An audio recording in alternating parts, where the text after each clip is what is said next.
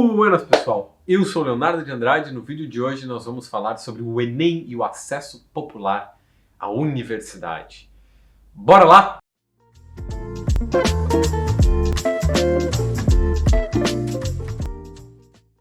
Bueno, eu acho que a primeira coisa que a gente precisa falar é o que é Enem. Parece óbvio, mas não é.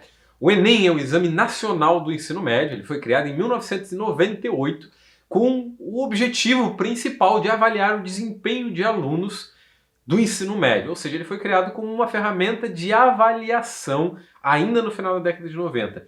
Em 2009, com o objetivo de ingressar cada vez mais pessoas na universidade, especialmente da camada popular, ele passou a ser utilizado como uma forma de ingresso no ensino superior, tendo as suas notas podendo ser utilizadas no SISU, que é o Sistema Unificado de Seleção, e no ProUni, que é o programa dando dinheiro para a universidade privada. Quer dizer, é o programa Universidade para Todos, eu acho que é isso. Tá. E bem, o SISU, né, ele funciona utilizando as notas de quem faz o Enem, por exemplo. Ele é um programa, uma plataforma online hoje, em que depois que você realiza o Enem, faz a redação, toda aquela coisa, você vai se cadastrar nessa plataforma e as suas notas vão ser utilizadas. Mas falando sobre a temática do nosso vídeo, que é a questão do acesso popular à universidade, qual é, então, o problema? Bem, eu acho que a primeira coisa que a gente precisa falar relativo a qual é o problema de acesso das camadas populares na universidade, que está muito relacionado à forma como a nossa sociedade é desigual, especialmente a sociedade brasileira, e a distribuição de riqueza é desigual, então relacionado a ver com a acumulação de riqueza, também há uma relação de acúmulo de conhecimento e de capital cultural, né, do acúmulo desse capital cultural, que não permite que as classes populares tenham uma ascensão, e só quem consegue um mínimo capital cultural, como ele é chamado, poderia ascender a cargos, fazendo um processo bastante seletivo relativo às pessoas de vulnerabilidade social e de camada popular. Mas o problema central disso e desse filtro do Enem, por exemplo, ele está focado na indústria do vestibular. Para quem é um pouco mais velho, da década de 70, 80, 90, enfim, antes do Enem se tornar uma forma de ingresso no ensino superior, vai lembrar do que eu estou falando do vestibular. Inclusive o vestibular ele ainda existe hoje no Brasil em várias universidades, como a Universidade Federal do Paraná, a Universidade Federal do Rio Grande do Sul e tantas outras que utilizam notas parciais, uma nota do Enem e uma nota do vestibular. Na década de 90, então, com a expansão do ensino superior público e a disputa do ensino superior privado, né, a gente vai ter aquilo que é chamado de indústria do vestibular. O que é essa indústria?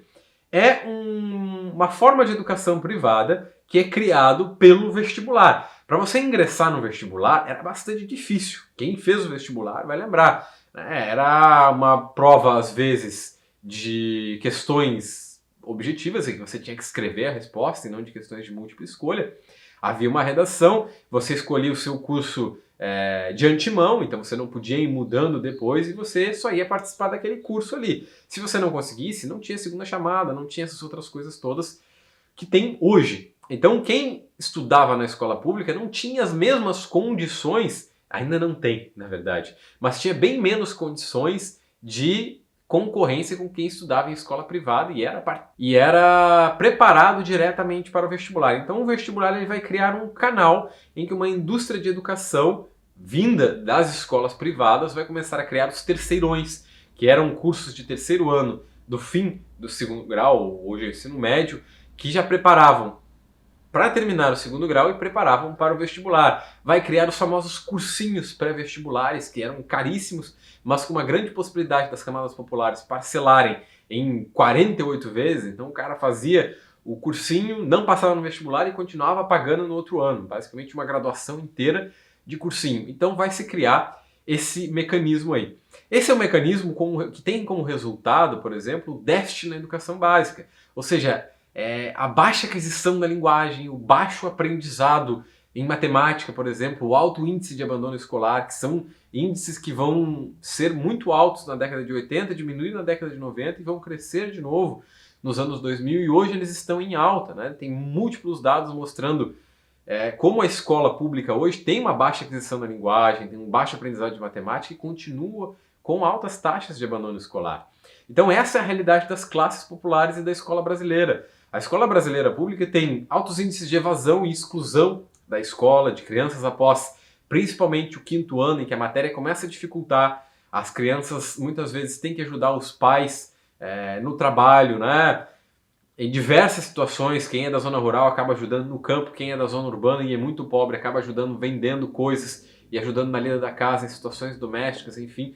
Tudo isso prevalece uma situação de abandono e evasão, e muitas crianças e jovens acabam indo para a escola somente no sentido de comer, né? No sentido prático de sobrevivência, da merenda, enfim.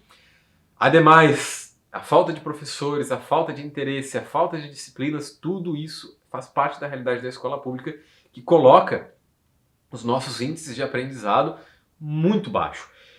Eu não sou tão favorável assim ao IDEB, eu acho que ele não é uma forma qualificada de avaliação, como eu já falei sobre isso em outro vídeo aqui, mas você pode conferir as notas do IDEB para ver, você vai perceber a realidade da escola pública. Ademais, temos que falar também da precarização do Estado com essa mesma escola pública, com a falta de investimento, a falta de estrutura. Ainda hoje, 46% das escolas no Brasil não têm saneamento básico. Isso é de uma lógica absurda. Então, como é que uma criança vai estudar de forma qualificada, de forma apropriada, sem banheiro, sem torneira para lavar as mãos? Todas essas questões, elas impactam no interesse e no processo de ensino-aprendizagem, né? Como resultado, hoje no Brasil, falando sobre o Enem, as escolas públicas elas possuem 554 pontos na redação do Enem contra a média de 736 pontos das escolas privadas. Diante desses dados, não é possível que alguém me diga que não há disparidade, que é tudo igual, que cada um se esforce como quer, quando a escola pública está precária e ela não consegue atingir o nível necessário para ingressar as pessoas na universidade. No Brasil, hoje, as 10 maiores notas do Enem, inclusive as notas da redação, mas eu estou falando aqui no geral, elas vêm das escolas privadas. Então, aquela indústria do vestibular que foi criada lá na década de 90, ela prevalece ainda hoje como uma indústria do Enem. Ainda hoje nós temos os cursinhos que são preparatórios para o Enem, nós temos os terceirões de grandes escolas privadas que começam a focar no Enem, com especial atenção à redação, e as pessoas das camadas populares, que têm uma estrutura precária de vida, que têm uma escola pública precária de vida, nem sempre conseguem fazer esses cursinhos. Ademais, eu tenho que lembrar que alguns cursinhos são integrais. Então, o aluno que tem condições socioeconômicas melhores, por exemplo, ele estuda de manhã num terceirão, e à tarde ou à noite, ou vice-versa, ele vai para um cursinho que é integral e que prepara para grandes cursos que têm notas altas. Então, a coisa ela é díspar. Mas por que ela é díspar? Bem, é díspar porque o Enem, na verdade, ele é uma ferramenta de filtragem das classes populares. E agora pode parecer um pouco conspiracionista eu falar isso, mas é necessário a gente lembrar que nós vivemos em uma sociedade desigual, em uma sociedade de classes, em uma sociedade de oprimidos e opressores por conta das relações capitalistas que nós vivemos, das relações materiais que nós vivemos. Então, não basta que a gente diga que qualquer um pode ascender se quiser, qualquer um pode ter qualquer profissão quiser, porque existe um sistema em que barra as pessoas de serem aquilo que elas quiserem para continuarem subjugadas às relações de produção, para servir ao mercado de trabalho dentro dessas relações. Bom, e nesse processo de filtragem é importante que a gente fale do projeto neoliberal de avanço da universidade privada e da precarização da universidade pública. Como eu já falei em outros vídeos, há um projeto de uma doutrina econômica neoliberal de forçar cada vez mais a universidade privada. Com isso, eu sugiro que você assista ao meu vídeo relacionado ao ProUni, em que cada vez mais recursos dos cofres públicos são direcionados às universidades privadas. 70% da renda líquida da Croton, por exemplo, vem do ProUni.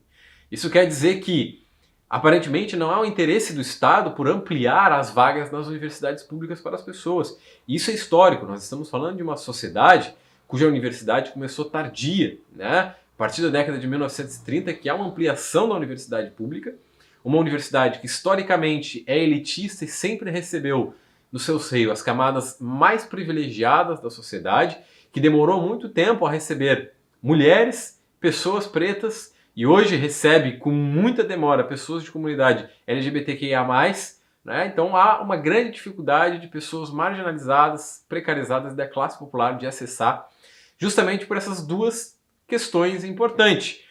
A questão da relação de produção, dos meios de produção, de não permitir que ninguém ascenda e da reprodução do capitalismo, e a relação da manutenção do capital cultural em que as pessoas mais privilegiadas devem manter o seu saber como se ele fosse algo sagrado e guardado a elas, e as camadas populares não devem saber nada para que elas não desmitifiquem as ideologias dominantes que estão dentro da universidade e elas não pleiteiem e lutem por um projeto de sociedade mais igualitária e mais justa. E ao mesmo tempo, enquanto se favorece as universidades privadas, por exemplo, mantendo a universidade pública fechada e elitista, e dentro dessa lógica, há um favorecimento das classes dominantes através do sistema de filtragem com as notas de corte. As notas de corte no SISU, elas não são à toa, elas não estão lá para ser um número de enfeite em que você coloca para você ficar nervoso, assim, vendo que você não está conseguindo atingir. Não, as notas de corte, elas são para dar um corte, exatamente isso, um corte mínimo. Então é óbvio que quem for mais favorecido economicamente, quem estudar num cursinho privado, quem estudar numa escola privada durante 14 anos da sua vida estiver muito mais apto ao Enem, porque o Enem é feito com conteúdos que são estudados na escola privada e não com conteúdos que são estudados na escola pública, apesar de nós termos o discurso de uma base única, obviamente que a escola privada dá muito mais conta dos conteúdos que caem.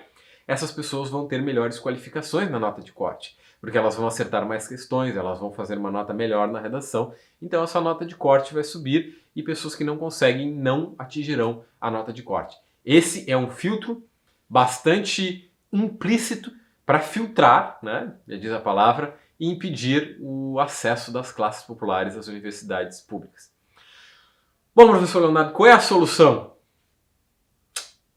A solução, na qual eu sou bastante partidário, é uma universidade pública, laica, gratuita e aberta. E agora vão dizer, mas a universidade já não é pública, laica, gratuita e aberta? Não, ela não é aberta, né? Nós temos uma universidade que é pública, isso não significa aberta, ela é pública porque ela é um bem de todos. Ela é gerida pelo Estado. Ela é laica porque não há uma matriz religiosa específica dessa universidade e ela está aberta a todas as crenças. Mas quando eu falo gratuita e aberta, eu estou dizendo que nós deveríamos abolir os sistemas de ingresso e permitir que cada pessoa fosse lá e se matriculasse naquele curso que quer. E agora pode vir alguém dizer, mas que bobagem, que absurdo que você está falando, ia sobrar vaga, as pessoas iam competir da mesma forma. Nós temos vários países que já utilizam essa mesma forma de ingresso. A gente tem a Argentina, a gente tem o Uruguai, a gente tem a Alemanha, e é uma forma que funciona, porque os recursos eles são direcionados a essa universidade e as pessoas têm um X número de vagas garantidas. Hoje, o que nós temos com essa filtragem de acesso é corrupção nas cotas. Agora eu não estou falando que as cotas não são necessárias, não me entendam mal. Eu estou falando que existe corrupção, pessoas que dizem aquilo que elas não são, pessoas que utilizam recursos que elas dizem que elas não têm, por exemplo, pessoas que não deveriam utilizar essas cotas, tanto cotas socioeconômicas quanto cotas raciais, né?